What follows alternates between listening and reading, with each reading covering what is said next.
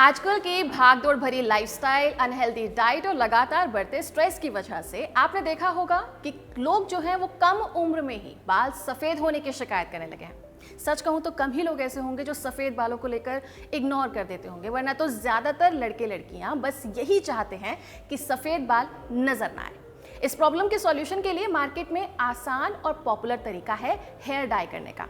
अब आप चाहें तो किसी भी रंग में अपने बालों को रंगवा सकते हैं। मज़े की बात यह है कि पहले जहां लोग सिर्फ सफ़ेद बालों को छुपाना चाहते थे, वहीं हेयर डाई में बहुत सारे ऑप्शंस होने की वजह से लोग सफ़ेद बाल होने का इंतज़ार भी नहीं करते। वो सभी स्टाइलिश और कॉन्फिडेंट दिखने के लिए लाल, नीला, गुलाबी और हरे रंग तक को भी आजमा रहे हैं। लेकिन क्या कभी आपने सोचा है कि ये हेयर कलर्स जो इतने कूल लगते हैं वो आपकी हेल्थ के लिए खतरनाक भी हो सकते हैं? कैसे? तो चलिए आज इसी टॉपिक पे बात करते हैं, समझते हैं कि आखिर किन वजहों से ये रंग आपकी हेल्थ पर असर डाल सकता है। और सिर्फ इतना ही नहीं, हम ये भी समझेंगे कि दादी नानी के ज़माने में लोग अपने बालों को कैसे रंगते थे और उस समय ये खतरे कम क्यों होते थे। नमस्कार, मैं हूं डिम्पिका और आप देख रहे हैं खबर गांव। हेयर कलरिंग अब एक प्रॉपर मार्केट है। साल 2025 में ग्लोबल हेयर कलर मार्केट लगभग 28 अरब डॉलर तक पहुंच गई, जो 2024 में 26 अरब डॉलर थी। एक्सपर्ट्स का कहना है कि अर्बनाइजेशन यानी कि बढ़ते शहरीकरण और सोशल मीडिया के बढ़ते असर की वजह से साल 2033 तक ये 45 अरब डॉलर के भी पार जा सकता है। मतलब अब हर तरफ लोग अपने बाल रंगवाने में पैसा लगाने लगे हैं। दुनिया की कुल आबादी में से 61% महिलाएं और करीब 30% पुरुष हर साल अपने बालों को कलर करते हैं। ब्राजील में ट्रेंड बहुत पॉपुलर है और उसके बाद एशिया में, खासकर इंडिया और चाइना में ये क्रेज तेजी से बढ़ रहा है। पर ये सब देखकर सोचिए कि कितने लोग सच में इसके साइड इफेक्ट्स के बारे में जानते होंगे। 2020 की एक रिसर्च सामने आई जिसमें बताया गया कि परमानेंट हेयर डाइज यानी कि वो कलर जो 6 से 7 महीने तक चलते हैं, उनमें कुछ खास तरह के कैंसर होने का खतरा बढ़ जाता है। 2021 में हार्वर्ड हेल्थ ने भी लगभग यही बात कही।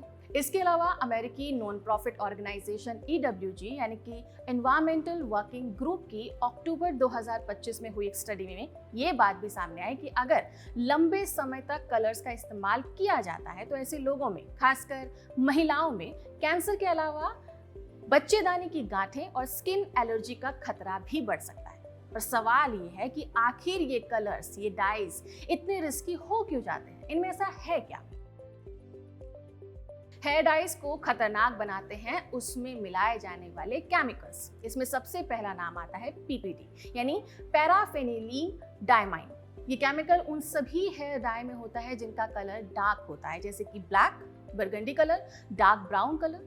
PPD जैसे ही स्किन पर लगता है वैसे ही आपको जलन, रेडनेस और ईचिंग भी हो सकती है। कई लोगों में तो एलर्जी के चलते पूरा चेहरा और आंखें तक सूज जाती है। कुछ केसेस में लोगों को सांस लेने में भी दिक्कत हुई है और इसी केमिकल की वजह से ब्लैडर कैंसर और ब्लड कैंसर होने का रिस्क बढ़ जाता है। इसके बाद आता है अमोनिया, या कभी कभी सलून वाले इसके माइल्ड वर्जन का भी इस्तेमाल करते हैं। ये दोनों ही बालों की आउटर लेयर पर नुकसान पहुंचाते हैं। अगर आप लंबे समय तक इसका इस्तेमाल करोगे तो आपके बाल टूटने लगेंगे, रफ हो जाएंगे या फिर स्कैल्प पर आपको जलन, ईचिंग या ड्राइनेस फील होना शुरू हो जाएगी। आजकल इसके माइल्ड वर्जन को मैंने जैसे कहा कि ये कहकर भेजा जाता है कि अमोनिया फ्री है, पर अगर इसकी भी आपने हाई डोज लेना शुरू किया तो इससे आपकी फर्टिलिटी और प्रेगनेंसी पर असर साफ तौर पर दिख जाएगा। इन केमिकल्स की लिस्ट में तीसरा नाम है हाइड्रोजन पेरोक्साइड। ये एक तरीके की ब्लीच है जिसका काम बालों के नेचुरल कलर को हटाना होता है। सोचो कि जो केमिकल आपके बालों के रंग को ही उड़ा दे वो कितना खतरनाक होगा। इसके अलावा एक और केमिकल है जो ज्यादातर कलर्स में इस्तेमाल होता है, जिसका नाम है रिसोर्सिनॉल, जो एक तरीके का रंग डेवलप करने में मदद करते हैं। जो लोग अपने बालों पर नया रंग देखते ही खुश हो जाते हैं, उनको ये बात समझनी होगी कि इससे दिक्कत इतनी बढ़ सकती है कि ये बॉडी के हार्मोन सिस्टम में भी दखल डाल सकता है। ऐसा मैं इसलिए कह रही हूँ क्योंकि इस केमिकल के इस्तेमाल से आपको थायराइड तक होने के चांसेस बढ़ जाते हैं। और यही वजह है कि एक्सपर्ट्स हमेशा बोलते हैं कि हेयर डाई करवाते समय पैच टेस्ट करना जरूरी है, ब्लैक और डार्क डाइज को कम इस्तेमाल कीजिए, ब्लीच का बार बार इस्तेमाल मत करवाइए और स्कैल्प पर इसको डायरेक्ट तो बिल्कुल भी मत लगाइए। खैर, ऐसा नहीं है कि सफेद बालों को रंगने का ट्रेंड एकदम नया, बल्कि आज से कई साल पहले भी लोगों ने अपने सफेद बालों को छुपाने के लिए तरह तरह के उपाय आजमाए हैं। बस फर्क सिर्फ इतना है कि उस समय जिन चीज़ों को बालों पर इस्तेमाल किया जाता था, जिनसे बालों को रंगा जाता था, वो सभी ऑर्गेनिक हुआ करती थी। इसमें सबसे पहले नाम आता है मेहंदी का, जिसे आप हिना भी कहते हैं। मेहंदी तो हमारे यहाँ आज भी लगती है, लेकिन इसका इतिहास 6000 साल पुराना है। लगभग 3400 BCE या उससे भी पहले से इजिप्ट में लोगों ने इसका इस्तेमाल सफेद बालों को रंगने के लिए किया था। मेहंदी लाल और नारंगी सा रंग देती है और साथ ही बालों को मजबूत भी बनाती है। इसके साथ साथ ये डैंड्रफ को भी कम करती है और स्कैल्प को ठंडा रखने में मदद करती है। मतलब कलर भी हो जाए और आपके बालों की केयर भी हो जाए, वो भी बिना किसी साइड इफेक्ट के। दूसरा नाम है इंडिगो यानी कि नील। ये भी एक प्लांट बेस्ड डाई है। मेहंदी को काला या भूरा बनाने के लिए पर्शिया और रोम के लोग अक्सर उसमें नील मिलाया करते थे। इसका फायदा ये था कि नील बालों को पोषण देता है, बालों का टूटना कम होता है और स्कैल्प पर खुजली और जलन भी नहीं होती है। इसके अलावा ग्रीस में लोग थोड़े से स्टाइलिश लुक के लिए सैफरन से गोल्डन शेड और मंजीर से लाल शेड निकालते थे। ये एक तरीके का पौधा होता है जिसकी जड़ों से कलर बनाया जाता था। इन दोनों में एंटीऑक्सीडेंट प्रॉपर्टीज होती हैं, जिससे सूरज की गर्मी जो बालों को नुकसान पहुंचाती है वो कम हो जाता है। बात करें रोम की, तो वहां पर अखरोट के छिलकों से बालों को भूरा रंग किया जाता था, जो कि बहुत ही सस्ता, सिंपल और नेचुरल तरीका था। वहां कुछ लोग तो चुकंदर से भी बालों को लाल रंग में रंग लिया करते थे। ऊपर से इसका इस्तेमाल बालों में चमक और हाइड्रेशन दोनों के लिए फायदेमंद था। यूरोप में भी ये तरीका थोड़ा सा अलग था। वहां पर एक ऐसी हर्ब को जिसको चमोमाइल कहा जाता है, उसकी चाय और नींबू को धूप में बैठे बैठे बालों पर मला जाता था।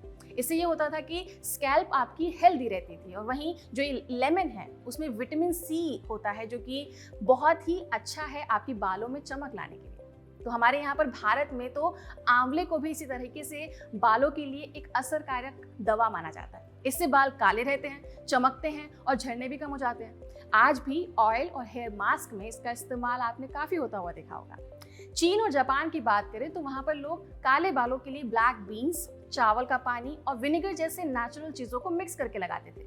ये तरीके हजारों साल पुराने हैं और बालों को अंदर से मजबूत बनाने के लिए भी बहुत फेमस हैं। तो कुल मिलाकर पहले लोग बालों को कलर भी करते थे और उनकी देखभाल भी करते थे, वो भी बिल्कुल नेचुरल तरीके से, इसलिए कोई साइड इफेक्ट नहीं होते थे। पर अब जैसे जैसे केमिकल बेस्ड कलर्स से होने वाले नुकसान हम सब लोगों को पता चल रहे हैं, वैसे वैसे ये पुराने नुस्खे आज की क्लीन ब्यूटी ट्रेंड में फिर से लौट आ रहे हैं। यानी कि लोग फिर से सेफ और ऑर्गेनिक चीज़ों की तरफ जा रहे हैं। ये ज़रूरी भी है। फैशन के चक्कर में कौन चाहेगा कि उसकी हेल्थ को नुकसान हो। चलिए फिलहाल इस वीडियो में इतना ही। अगर आपको ये जानकारी अच्छी लगी तो कमेंट सेक्शन में जरूर लिखिएगा। इस वीडियो को रिकॉर्ड किया अयान ने। आप देख रहे थे खबरगाम।